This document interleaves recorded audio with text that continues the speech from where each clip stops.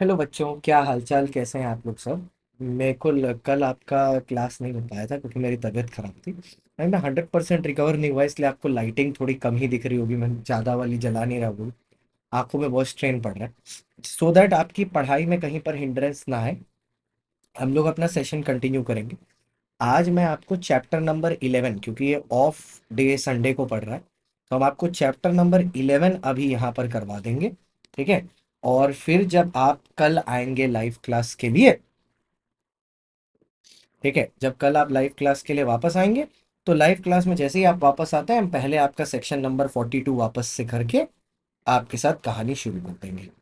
एक सेकंड रुकिएगा, मैं बस स्क्रीन आपके सामने लगा लेता हूँ, फिर शुरू करते हैं।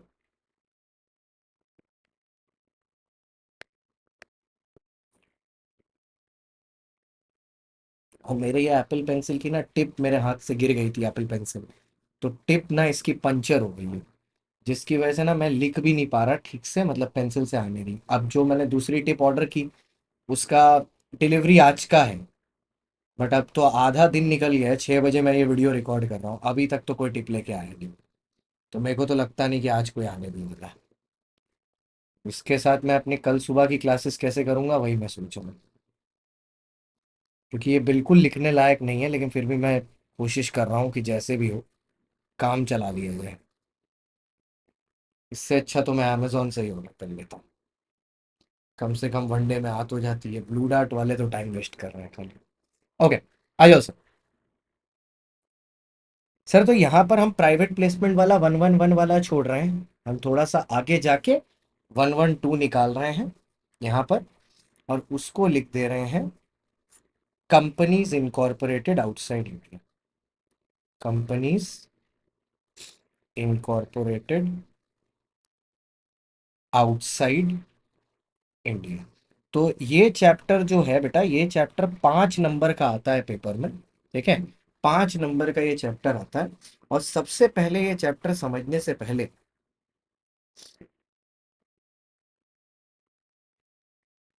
ठीक है, सबसे पहले ये चैप्टर समझने से पहले आप ये समझ लो कि ये चैप्टर लगता किसको है। ठीक है, ये चैप्टर लगता किसको है, पहले तो ये समझ।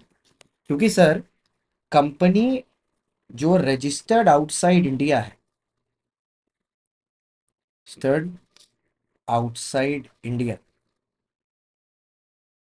ठीक है, और अगर उसका नो बिजनेस इन इंडिया है, ठीक है, उसका कोई बिजनेस नहीं है इंडिया में, तो उसको ये चैप्टर लग ही नहीं रहा। ये एक्चुअली में चैप्टर नंबर 22 है, आपके सिलेबस का 11 है, बट एक्चुअली में चैप्टर नंबर 22 है। ये लग ही नहीं रहा। तो ये किस कंपनी को लग रहा है? जो रजिस्टर्ड आउटसाइड इंडिया है, आउटसाइड इंडिया, साथ में उसका प्लेस ऑफ बिजनेस इंडिया में है। ठीक है, और साथ में वो बिजनेस एक्टिविटी भी कर रही है इंडिया में। मतलब इन शॉर्ट, ये तीनों डेफिनेशन अगर आप देखोगे, तो ये तीनों डेफिनेशन फुलफिल करती हैं section 2 clause 42, what is a foreign company. तो ये जो चैप्टर नंबर 22 है, ये एक्चुअली में फॉरेन कंपनी के लिए बनाया गया है। कौन सी वाली फॉरेन कंपनी के लिए, मैं आऊंगा उसमें, अभी आपको बताऊंगा क्या होती है। अब इसमें मैं आपको बताता हूं। ये registered outside India, place of business in India है, बिजनेस एक्टिविटी इन इंडिया।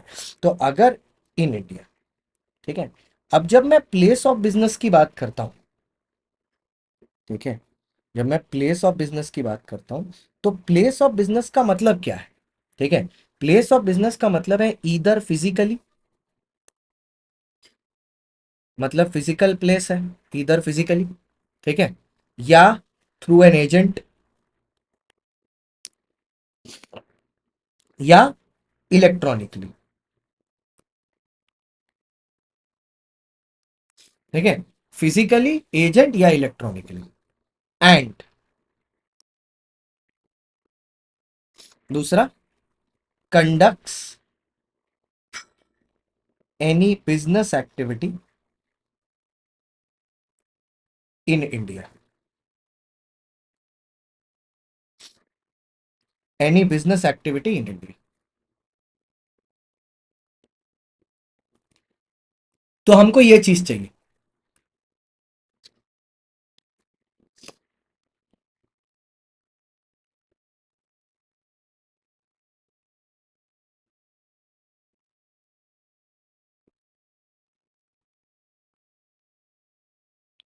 हमको इसमें ये चीज चाहिए, ठीक है, कि या तो फिजिकली हो या एजेंट के थ्रू और इलेक्ट्रॉनिकली करे। प्लेस ऑफ बिजनेस का ये मतलब होता है, ये वाला पार्ट हटा दो, ये नहीं, ये होता है प्लेस ऑफ बिजनेस का मतलब। तो अगर कभी हम किसी को बोल रहे हैं कि भैया तुमको एक प्लेस ऑफ बिजनेस इंडिया में होना चाहिए, तो वो ऐसी होनी चाहिए। अब नेक्स्ट चीज बोलता है सर यहाँ पर ना हर तरह का बिजनेस कवर हो। इवन अगर आपने देखा हो ऑनलाइन बिजनेस भी कवर्ड है। तो जस्ट इंस्टीट्यूट मटेरियल क्योंकि हम लोग 100% कवर करते हैं। ऑनलाइन बिजनेस का मतलब कौन सा बिजनेस होता है? ऑनलाइन बिजनेस का मतलब होता है B2B बिजनेस, जहां एक बिजनेस दूसरे बिजनेस को सामान दे रहा है, B2B। फिर एक होता है B2C बिजनेस, जहां पर एक बिजनेस एक कस्टमर को सामान दे रहा है, ठीक है, जैसे अमेजॉन। फिर वेब बेस्ड सर्विसेज, जैसे कि एप्पल आपको क्लाउड की सर्विसेज दे रहा है डेटा स्टोरेज के लिए, गूगल ड्राइव आपको सर्विस दे रही है गूगल के द्वारा, ठीक है। ऑनलाइन कंसल्टिंग, एस्ट्रोटॉक, अन अकेडमी, ठीक है। क्लाउड बेस्ड सर्विस, ये तो आपको ऐसे ही समझ में आ गया होगा। क्लाउड बेस्ड सर्विस मतलब आपको डेटा स्टोरेज की सर्विस मिल रही है फॉर मतलब ऑनलाइन सर्वर्स पर। और last but not the least, database management system. Excel पर आप अपने डॉक्यूमेंट्स मैनेज कर सकते हो, उस सॉफ्टवेयर के थ्रू ही आप अपने डॉक्यूमेंट शेयर भी कर सकते हो। Database management services. और याद है एक चीज फेमा में पढ़ा था, call back services, call back services. तो अगर ये सब चीजें आपको मिल रही हैं, तो हम लोग बोलते हैं कि आप ऑनलाइन बिजनेस में एंगेज करते हैं, ठीक है।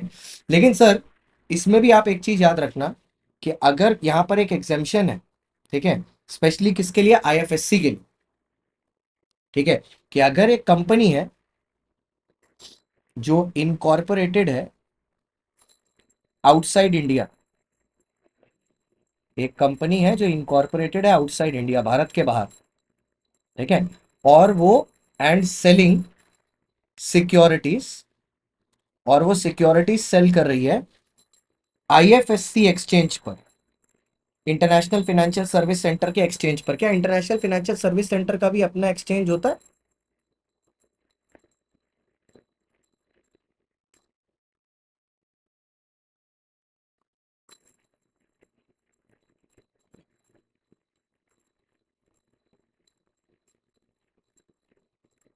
तू मेरा वाला एक्सेस फिर से लेके अभी पहले इसको अपडेट कर, OTP भेज।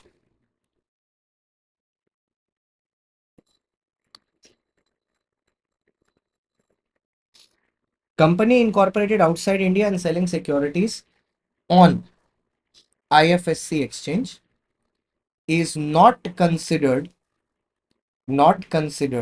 As online business.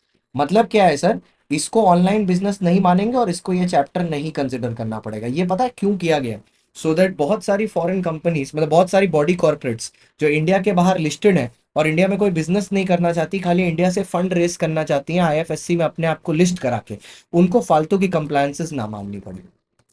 तो इसलिए ये एग्जामेशन प्रोवाइड की गई है, ठीक है। अब आते हैं सेक्शन 379 पर, ये 112 हो गई, 113 पर, कि आखिरकार ये सेक्शन अप्लाई किसको होता है, ठीक है।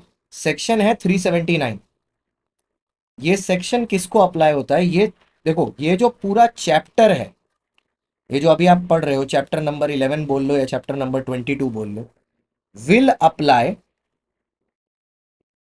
To those companies which fulfil both conditions, जो नीचे दिए गए दोनों कंडीशन को फुलफिल करते हैं। अब तुम पूछोगे सर यहां पर बोथ कौन सी दो कंडीशन है? बताता हूं मैं, सुनना ध्यान से,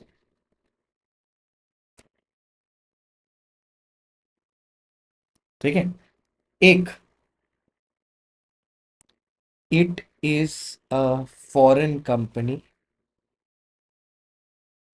as per section 2 clause 42। Sir ये एक foreign company as per section 2 clause 42, ठीक है, क्या as per section 2 clause 42 it is a foreign company. दूसरा, not less than 17382, 173881।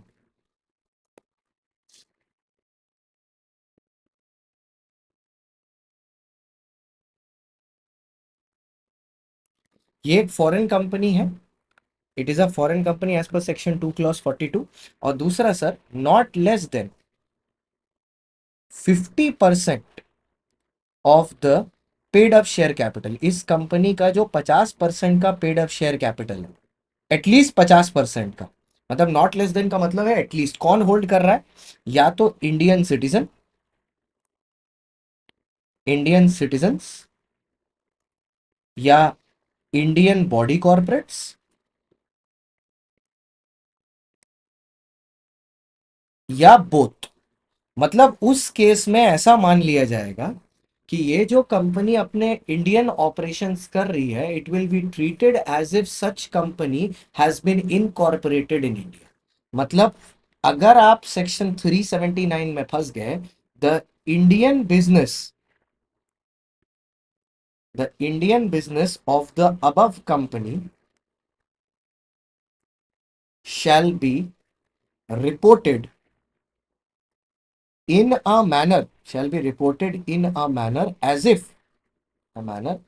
as if it is a company incorporated in India।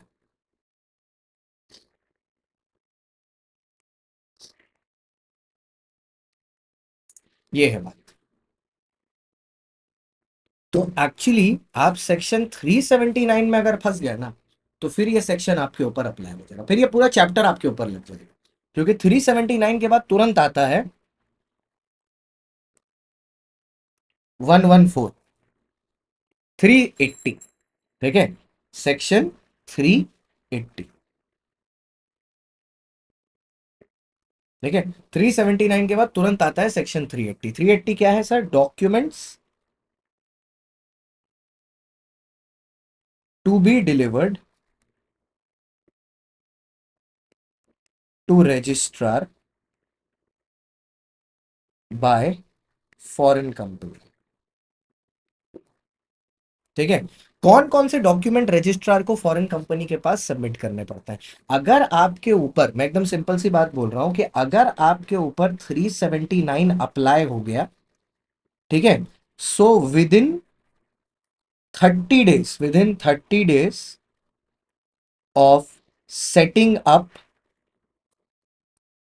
POB, place of business in India, आपको क्या करना पड़ेगा? 30 दिन के अंदर अंदर of setting of place of business in India, उस कंपनी को FC1 फॉर्म फाइल करना पड़ेगा आरओसी के पास। और इस FC1 फॉर्म में डिटेल्स क्या होती हैं, वो हम आपको यहां बताएंगे।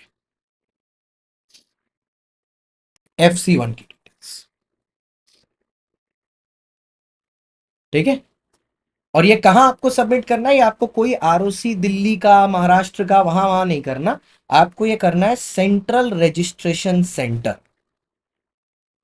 ठीक है, सेंट्रल रजिस्ट्रेशन सेंटर, CRC, वहां से पिकअप कर लिया जाएगा ऑटोमेटिकली। और इसकी सेंट्रलाइज्ड प्रोसेसिंग हो जाएगी, क्योंकि आप किसी पर्टिकुलर स्टेट में रजिस्टर्ड ही नहीं, आप तो इंडिया के बाहर। ठीक है, अच्छा, अब इसी में अगर कोई फ्यूचर में मॉडिफिकेशंस होंगी, modifications in FC1 shall be reported shall be reported to CRC in FC2 form within 30 days of such modification। मतलब अगर मॉडिफिकेशन हुई है तो 30 दिन के अंदर अंदर मॉडिफिकेशन से आपको यह बात भी उसको सामने वाले को बता देंगे, पूरी की पूरी। तो अब सर यहां पर डॉक्यूमेंट्स कौन कौन से आएंगे एक बार देख लेते हैं। सर सबसे पहले आपको आएगा charter instrument, charter documents. Charter documents जो आपके कॉन्स्टिट्यूशन को डिफाइन कर, जैसे कि मेमोरेंडम आर्टिकल हो गया, डिफाइनिंग कॉन्स्टिट्यूशन। सबसे पहले तो आपको यह देना होगा AOA MOA। दूसरा दूसरा सर, आपको कंप्लीट एड्रेस देना होगा अपने प्रिंसिपल ऑफिस ऑफ बिजनेस का, जो इंडिया के बाहर है। Complete address of principal place of business outside India, जो भारत के बाहर। ठीक है, फिर next C, complete address of office of company in India. Complete address of office of company in India, India में जो ऑफिस है उसका। ठीक है, next, list of all, list of all directors, company के जो डायरेक्टर्स हैं वहां पर, अगर कंपनी की कोई कंपनी सेक्रेटरी है, of the company. Next, name and address of resident in India to accept all notices. अब उस फॉरेन कंपनी का इंडिया में कोई ना कोई रिप्रेजेंटेटिव तो होगा जो उसके बिहाफ पर नोटिसेस वगैरह ये सारी चीजें ले रहा हो। तो ये सब चीजें आपको देनी है। अगर आप किताब देखोगे तो उसके नीचे लिस्ट ऑफ डायरेक्टर्स और सेक्रेटरी के नीचे कुछ पर्टिकुलर्स भी दिए हैं कि सेक्रेटरी डायरेक्टर का नाम, एड्रेस, फोन नंबर, उसका पैन नंबर, उसका नेशनैलिटी का डिटेल। तो वो जस्ट एक जनरल रीड थ्रू है, आपको वो याद नहीं करना है कि उसमें क्या है। ठीक है, उसके बाद सबसे इंपॉर्टेंट चीज, पर्टिकुलर्स ऑफ ओपनिंग और closing of any branches in India. आपने अगर कोई बिजनेस इंडिया में खोला है या इंडिया में कोई बिजनेस आपने बंद किया, उसका उसका आपको भैया डिटेल देना है, opening and closing of any branches in India. ठीक है, अर्लियर ओकेजन पर आपने कुछ करके रखा है। And last but not the least, declaration that none of the directors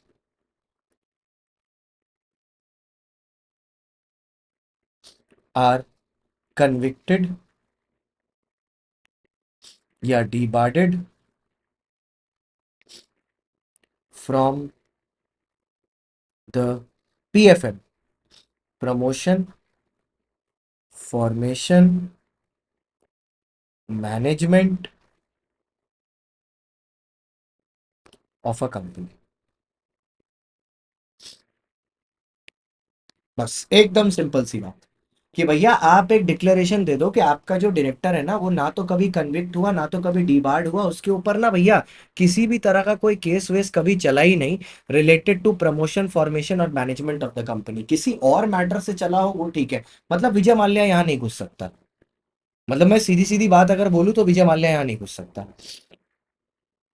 यही मैं कहना चाहता हूँ कि विजय माल्या के लिए ये नहीं अलाउड होगा। बाकी सब काम वो कर सकता है, ये नहीं कर सकता।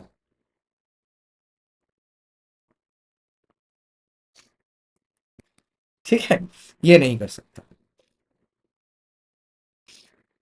ओके, अच्छा, अब ये हो गया सेक्शन 141, 115। अब 115 बात करता है फिनेंशियल स्टेटमेंट्स के बारे में। ठीक है, सेक्शन 318, 381 सॉरी। ठीक है, ये बात करते हैं अकाउंट्स ऑफ द कंपनी के बारे में, ये इजी है। Accounts of the foreign company बड़ा सिंपल सी बात बोलता है, बोलता है जो हर एक फॉरेन कंपनी है उसको एवरी कैलेंडर ईयर। अब आप बोलोगे सर कैलेंडर ईयर कहाँ से आ गया, फाइनेंशियल ईयर में बनाते हैं। एवरी कैलेंडर ईयर में PL balance sheet of Indian operation submit करनी है। अगर आप एवरी कैलेंडर ईयर में सबमिट कर रहे हो तो फिनेंशियल ईयर खत्म हो रहा है 31 मार्च को, उसकी। अब इनको कितने दिन दिए जाते हैं मैं बताता हूँ, इनको मार्च एंड से 6 महीना दिए जाते हैं, further extended by three three months होता है। तो 31 दिसंबर इनके लिए लास्ट डेट होती है। तो वैसे भी ये फाइनेंशियल स्टेटमेंट जब भी सबमिट करेंगे, अगर 24-25 साल का है तो इनके लिए लास्ट डेट होगी 31/12/2024-25। तो वो तो 25 का कैलेंडर ईयर हो ही गया ना, अगले का 26 का कैलेंडर ईयर हो जाएगा। तो अगर ये लॉ का मतलब लॉ का वो फाइल करेंगे, प्रॉपरली मानेंगे, तो वो तो हो ही जाएगा ना।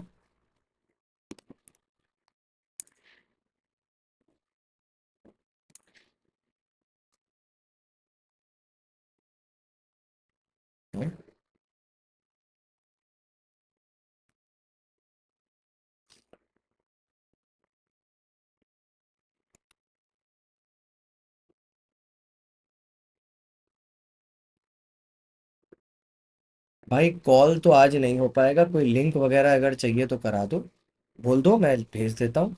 बट कॉल तो अब कल ही हो पाएगा क्योंकि आज सब छुट्टी पर है।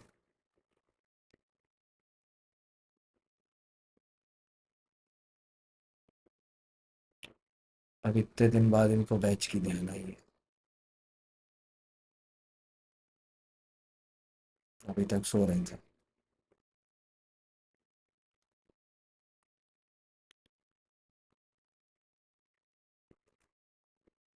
आई। तो ये चीज हो गया एवरी कैलेंडर ईयर। तो अब जाते हैं सर, इसमें लिखते हैं, बोलते हैं क्या है कि every foreign company shall submit balance sheet and PNL and other annexed documents in every calendar year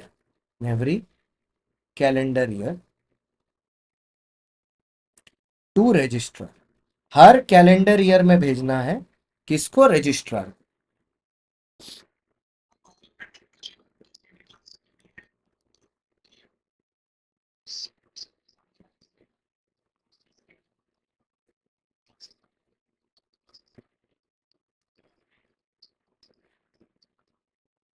मैं देखता हूँ अगर कोई अवेलेबल होता है तो कॉल करवा देता हूँ आज, वरना कल होगा।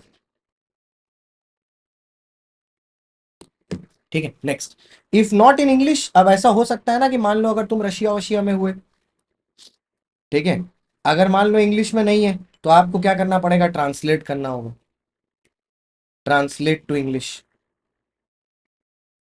ठीक है, क्योंकि आरओसी भैया को तो इंग्लिश ही समझ में आएगी, तो आपको उसको इंग्लिश में ट्रांसलेट करना पड़ेगा। अच्छा, ये कौन से फॉर्म में देना है सर आपको? ये आपको FC3 फॉर्म में देना है। कितने महीने के अंदर? 6 months from the end of the financial year. And of financial year extended by 3 months on. हाँ, हेलो प्रांतिक। हेलो। एक नंबर भेजा है, देख ले थोड़ा सा। हाँ ठीक है।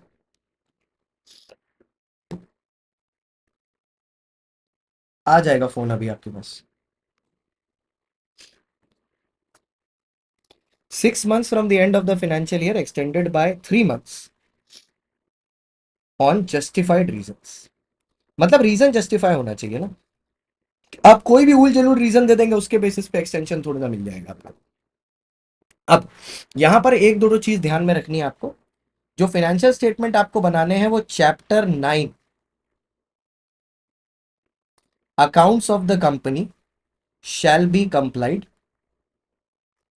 लेकिन shall be complied with, but in relation to, but in relation to Indian business operation. मतलब भाई वो तुमको अपना वो, मान लो युगांडा में बैठ के बिजनेस कर रहा है, ठीक है, वो तुमको अपना युगांडा के बिजनेस के बारे में क्यों बताएगा भाई? तुमको अपना देसी इंडियन के बारे में बताएगा ना। तुम इंडियन के बारे में ध्यान रखो। और वैसे भी भाई तुम उसका युगांडा के बिजनेस के बारे में जान के कर भी क्या लोगे? ठीक है। दूसरा, फॉरेन कंपनी टू प्रिपेयर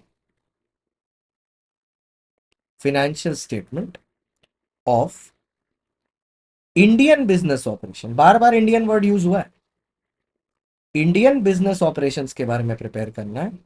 और यहां पर इंडियन बिजनेसेस का प्रिपेयर करते समय they will use schedule number 3।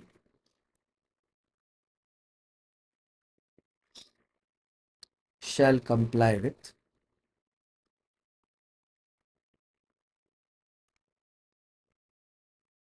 Shell comply with schedule 3।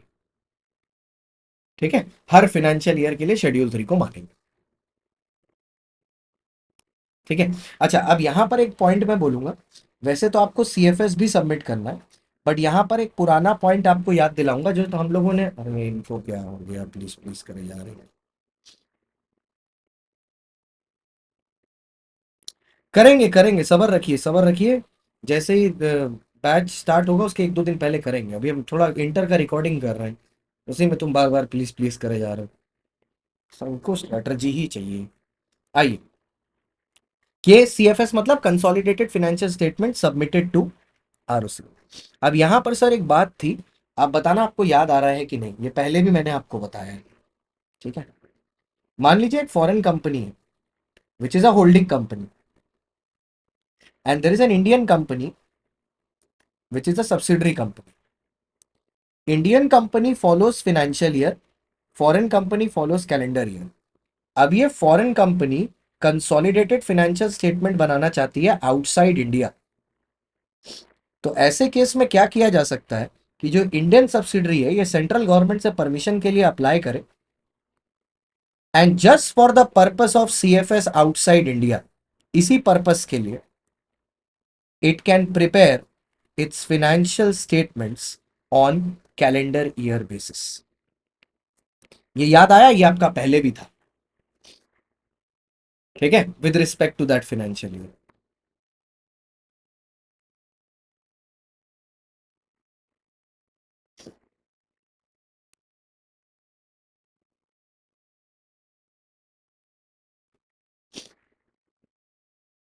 Clear है सर, यहां तक पेरेंट कंपनी को बनाना पड़ेगा। ठीक है, अब सुनो सर, यहां पर ये खत्म नहीं हुआ।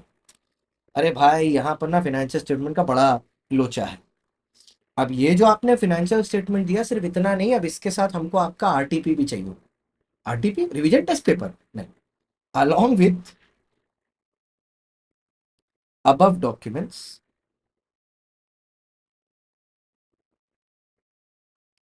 shall also submit the following। और ये है related party transaction, RPT.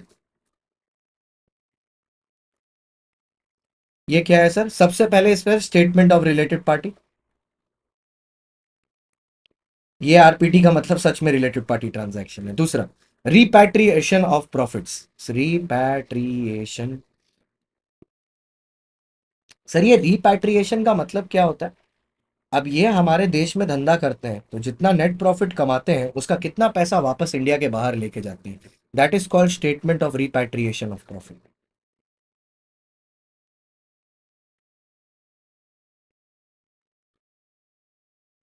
Next, statement of transfer of funds, statement of transfer of funds.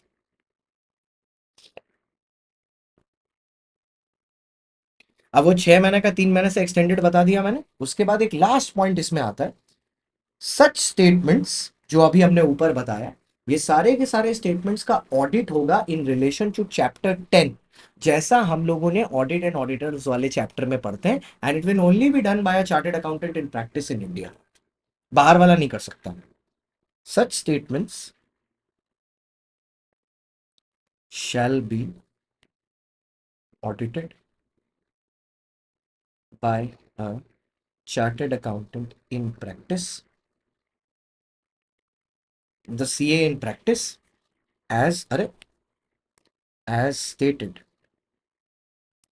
in chapter 10। Audit and auditors एक बार देख ले भाई, रिकॉर्डिंग हो रही है। कभी कभी हमको ये फोमो लगता है, पता चला पूरा लेक्चर रिकॉर्ड कर लिया और कहीं कुछ रिकॉर्ड ही नहीं हुआ। हेलो हेलो हेलो, हाँ ठीक है सर, ठीक है तब ठीक। बीच बीच में चेक कर लेता है, डर लगता है हमको।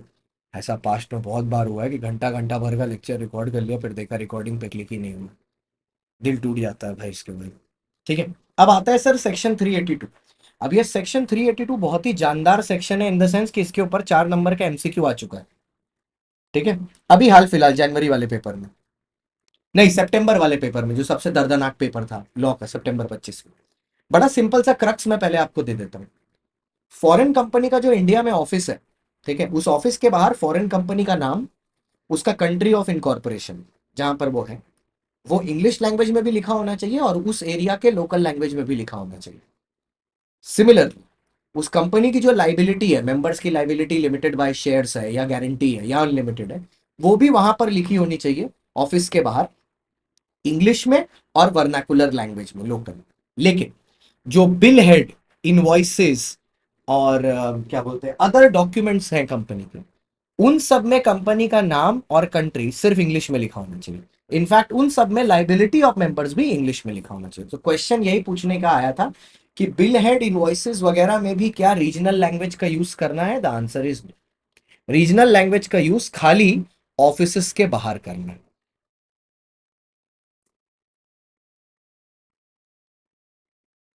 Display of names of foreign company, every foreign company outside all its place of business in India, state name of the company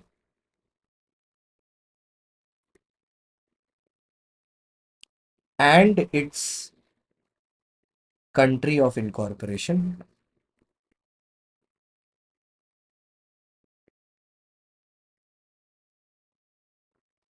in English and in local language.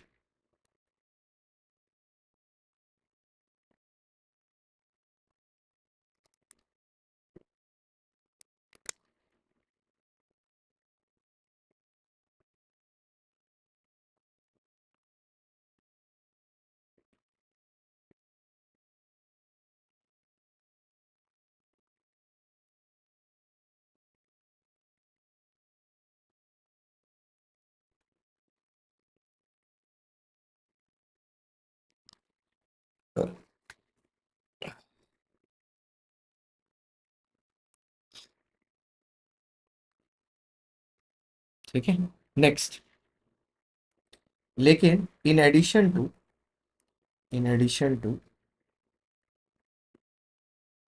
The liability,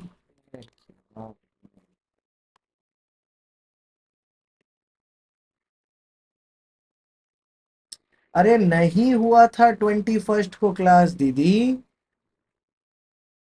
वो एक question homework दिया था, वो एक question आप कर नहीं सकते हो, खुद को इतना परेशान हो 3 दिन से एक क्वेश्चन के लिए। ये क्या बिहेवियर है? 3 दिन से आप एक क्वेश्चन नहीं मिल रहा उसी में परेशान हो, उतने देर में तो आप कर लेते लिख के खुद से, या आप क्वेश्चन सॉल्व करके दिखा लेते मेरे को। ये क्या आलसपन है? क्या बेवकूफ है भाई।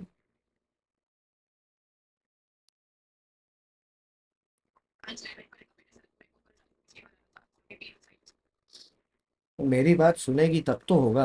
हम तो दवा लेके बोलते हैं कि फीवर आ रहा है दवा ले ले, तो हम तो बेवकूफ हैं। मेरी बात कौन सुनता है? ना तू सुनती है ना बच्चे सुनते हैं।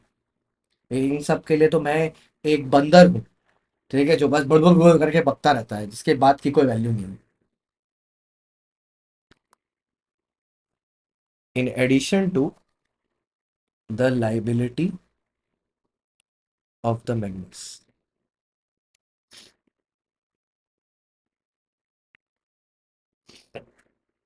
नेक्स्ट। अब यही जो बिजनेस लेटर्स होते हैं,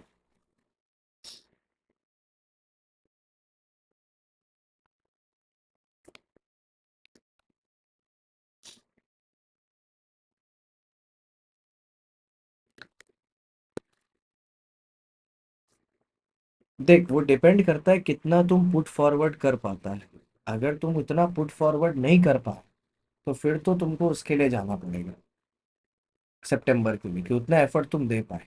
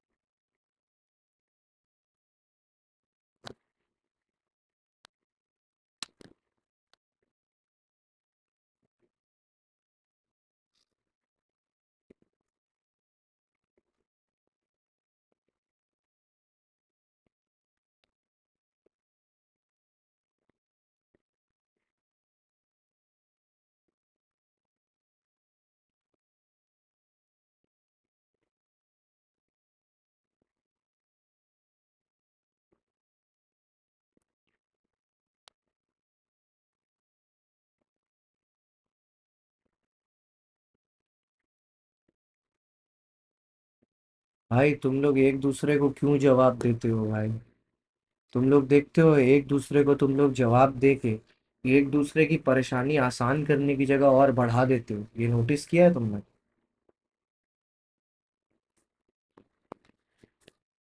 सर, जो बिजनेस लेटर्स होते हैं और जो लेटर हेड्स होते हैं, जो बिल हेड्स होते हैं, एंड ऑल नोटिसेस, ये सारी की सारी जो चीजें, ठीक है, एंड पब्लिकेशंस शैल कंटेन। अब इसमें क्या बोला? Name of the company and country and liability of members.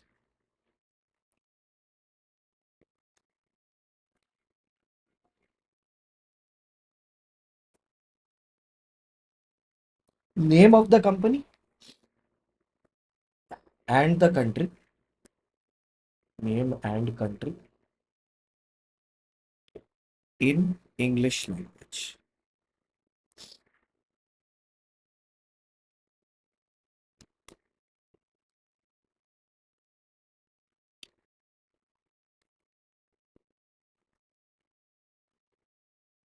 In English language. ठीक है, यहां तक क्लियर है सर? अब आया सर सेक्शन 383। ये थोड़ा सा अब जो एक दो सेक्शन आएंगे वो थोड़े रद्दी टाइप के हैं, बट ठीक है, हैं तो हम लोग उनको भी सीरीज में कवर करते हुए चलेंगे। जैसे अब आया सर सेक्शन 383। ये आया सर्विस ऑन फॉरेन कंपनी। ये इसको आप रिलेट कर सकते हो सेक्शन नंबर 20 से। एक सेकेंड, सेक्शन नंबर 20 से रिलेट कर सकते हो। जो सेक्शन नंबर 20 आपके चैप्टर नंबर 2 में है, उससे रिलेट किया जा सकता है इस सेक्शन को।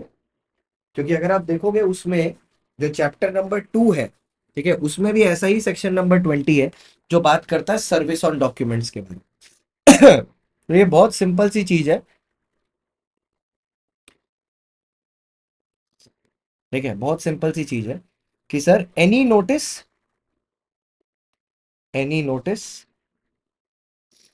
अदर डॉक्यूमेंट्स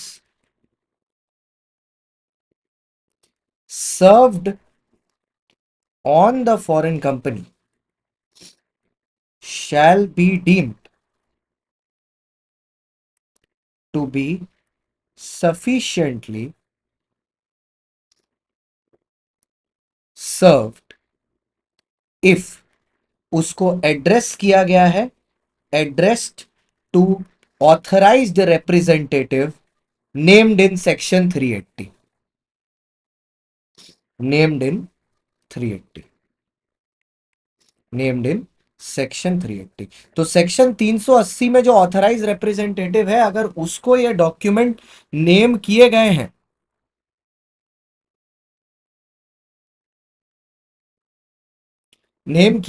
तो फिर उसका ये रेफरेंस हम लोग इससे निकाल के दे देंगे, अगर उनको ये डॉक्यूमेंट नेम किए गए हैं तो। ठीक है। अच्छा, अब एक तो 384 आता है, ये तो और बड़ा बदमाश सेक्शन है, बदमाश कुछ नहीं है ये। ठीक है, 384 ये गजब है। ये बोलता है सर, अगर एक फॉरेन कंपनी डिबेंचर इशू करना चाहती है, ठीक है, डिबेंचर इशू करना चाहती है, तो उस फॉरेन कंपनी को 71 सेक्शन जो चैप्टर 4 में है उसको फॉलो करना चाहिए, और वो इस पर लगेगा मुटैटिस मुटेंडिस, जिसका मतलब होता है इन द सेम मैनर। ठीक है। दूसरा बोलता है कि ये जो एनुअल रिटर्न होता है, अगर एक फॉरेन कंपनी एनुअल रिटर्न जो सेक्शन नंबर 92 में है, वो भी उसको सबमिट करना है।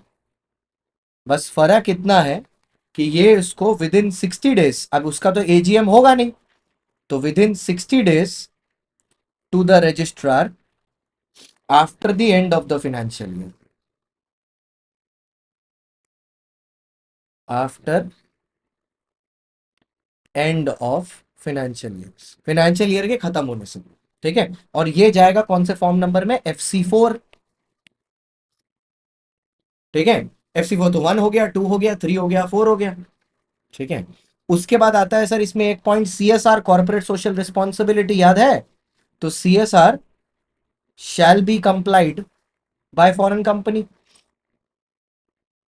Bye foreign company as in section 135। मतलब ये बेसिकली ये सेक्शन ऐसा है जो बता रहा है कि उस सेक्शन को तुमको फॉलो करना है, अगर ये काम करना है तो ये काम करना है, तो वो काम फॉलो करना है।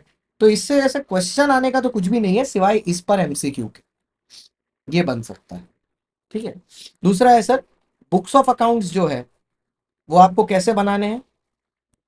As per section 128 of, as per section 128 of chapter 9।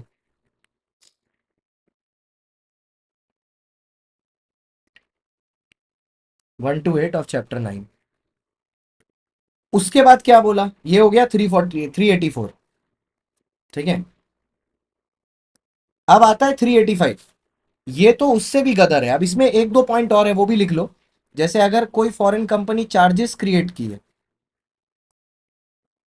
ठीक है, तो चार्जेस क्रिएटेड के लिए कौन सा सेक्शन है सर? अगर इसने चार्जेस क्रिएट किए हैं तो चैप्टर 6।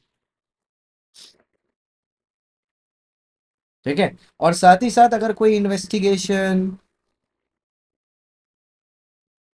इंस्पेक्शन,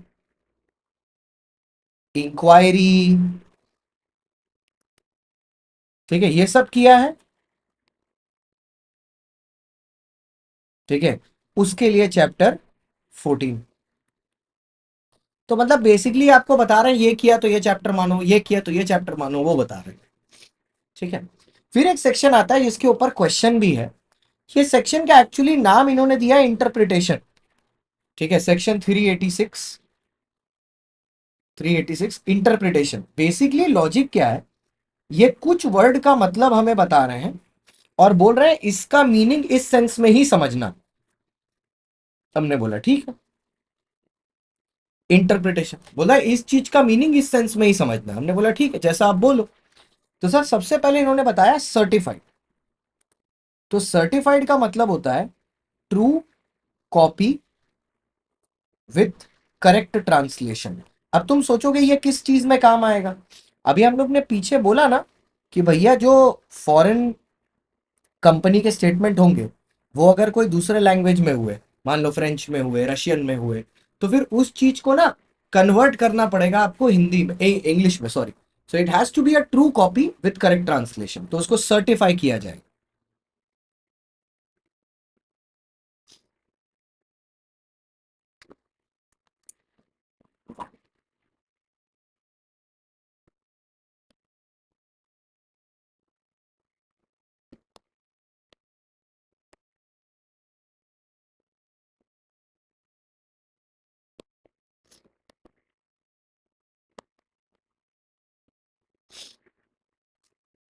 ठीक है। नेक्स्ट आया सर डायरेक्टर। अब डायरेक्टर कौन होता है सर? डायरेक्टर मतलब जिसका काम है डायरेक्शन करना। अरे तू एक बार मैसेज किया, थोड़ा सबर नहीं है क्या तेरे अंदर? हो सकता है मैं कोई क्लास रिकॉर्ड कर रहा हूँ या कुछ कर रहा हूँ, एक बार मैसेज किया उसमें डेसिमल भी लगा देगा। थोड़ा सबर कर ले। 652 पे तो मैसेज किया, आधा घंटा सबर तो कर। कोई फर्क नहीं पड़ता, वर्टिकल आई है हॉरिजॉन्टल आई है, सब एक ही है। लॉ में कोई अमेंडमेंट नहीं है। और हम वैसे भी स्टडी मटेरियल से पढ़ाते हैं। वर्टिकल, हॉरिजॉन्टल, फालतू की चीजें लेके बस दिमाग खराब करना है अपना। आइए। डायरेक्टर मतलब कौन होता है? On whose direction, on whose direction the BOD is accustomed to act, is accustomed to act। जिसके डायरेक्शन पर BOD accustomed to act। Next, point number 3, place of business.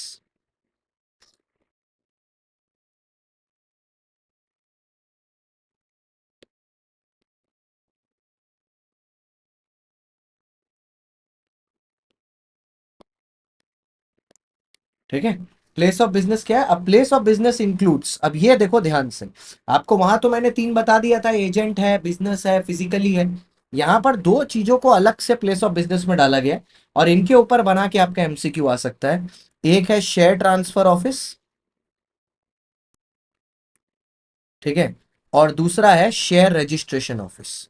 Transfer office मतलब जहां पर आप ट्रांसफर के लिए जाते हो, रजिस्ट्रेशन मतलब जहां पर आपको शेयर का रजिस्ट्रेशन होता है, रजिस्टर ऑफ मेंबर्स जहां पर मेंटेन रहता है। जैसे कि आपने फॉरेन रजिस्ट्री भी पढ़ा होगा MGT 3 में, वो। बोलो हाँ। चलो फिर आज के लिए इसको यहीं तक रखते हैं। कल ये वाला और चैप्टर नंबर 42 खत्म करेंगे, मतलब प्राइवेट प्लेसमेंट, और ये इसी के साथ हमारे 7 चैप्टर खत्म हो जाएंगे। 7 ना, फेमा हुआ, LLP हुआ, GCA हुआ, चार्जेस हुआ, चार्जेस हुआ, फिर डिविडेंड हुआ, चैप्टर नंबर 3 हुआ, और फॉरेन कंपनी चैप्टर नंबर 7। 7 हो गया। अपने पास बचे कितने? 15 थे ना। 8 और बचे छोटे छोटे, जिसमें 1 तो करना नहीं है अपने को। 1 तो करना नहीं, 1 और 2 तो बेकार है। तो अगर 2 हटा दें तो 13। 7 हो गए, 13 बाकी। चलो आराम से हो जाए। डन। ओके। चलो bye bye, see you, tata guys. अब हमारा 31 तारीख को फुल डे मैराथन है। उसके पहले हमें ज्यादा से ज्यादा चैप्टर यहाँ पर कवर करना है। कल ये चैप्टर खत्म करने के बाद हमारा अगला चैप्टर होगा डिपॉजिट्स। ठीक है। Okay. Bye bye, see you.